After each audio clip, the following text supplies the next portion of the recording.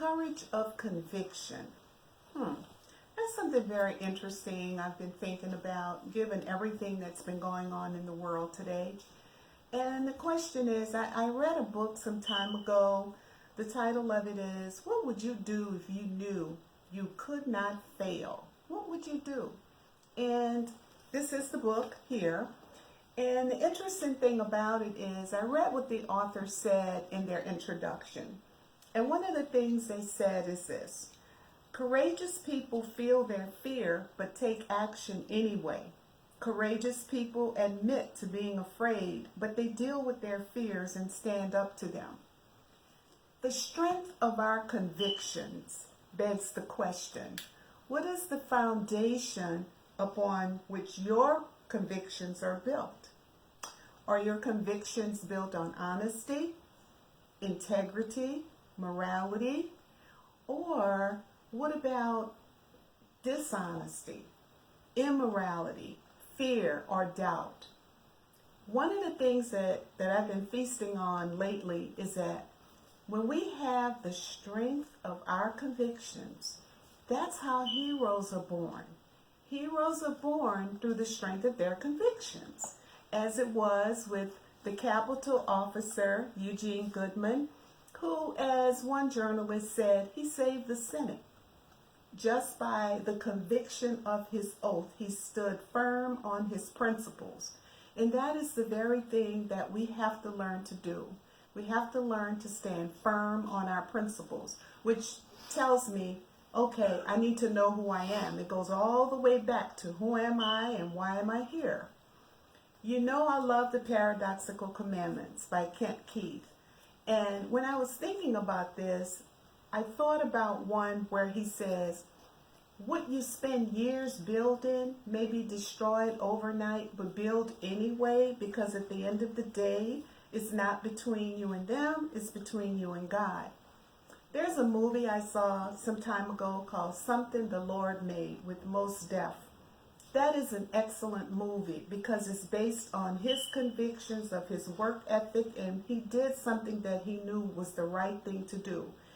He helped to pioneer cardiac surgery, but during the time, and this was at Johns Hopkins, at the time we were living under segregation, under discrimination, under racism and all of that, and being an African American man, he could not take any credit. So all the credit was given to the white physician. But it really made him upset. And so what did he do? He decided to leave. He told him, I can't stay here. I've got to leave. But his convictions were so strong that he went back and asked for his job. And the doctor said, well, why are you here? Why are you back? He said, because it's not about you. It's about the work. It makes me think about something that happened with me some years ago. I was working with an organization, and the thing is, I co-authored a program to help children with auditory and visual memory. At the time when they asked me to help them with this project, I was responsible for over 2,000 children and training 300 teachers. And I did it.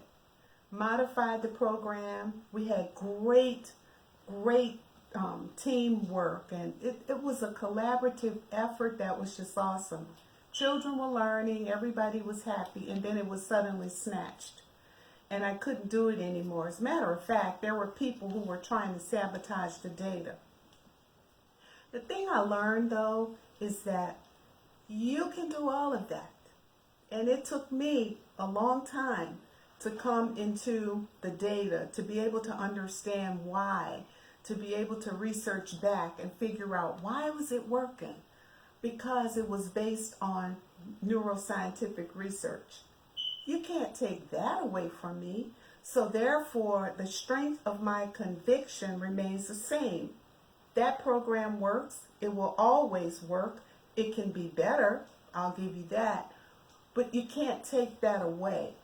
So you must have the courage of your convictions. So what would you do if you knew you couldn't fail? Think about that. Now, we're going to follow up on patience. Some time ago, if you go back on my page, you'll see a video chat I did about patience. And I said, let's talk about it in terms of metamorphosis. So we started out with the little bitty larva. Well, I just want to show you what it looks like now. This is only probably about 5 days since we did the first one, since we got the larva. And so now we see that they're actually turning into caterpillars because they're doing a lot of eating. And you can really see how much they have grown in just a short period of time. And so what we're going to do, I'm thinking probably by the end of this week or next week, they will actually have become a chrysalis. And at that point, we can't move them, and we have to leave them alone so that they can do all what they need to do. Because remember, we're ultimately trying to get to the transformation process, or the end, transformation in the metamorphosis cycle, so that we can learn, okay? But the other thing is, remember, it takes patience. We have to be patient, and we cannot disturb the process, because if we do, they may not make it. Okay? All right, we'll be in touch. So guess what? We're looking at what patience looks like. Stay firm with the courage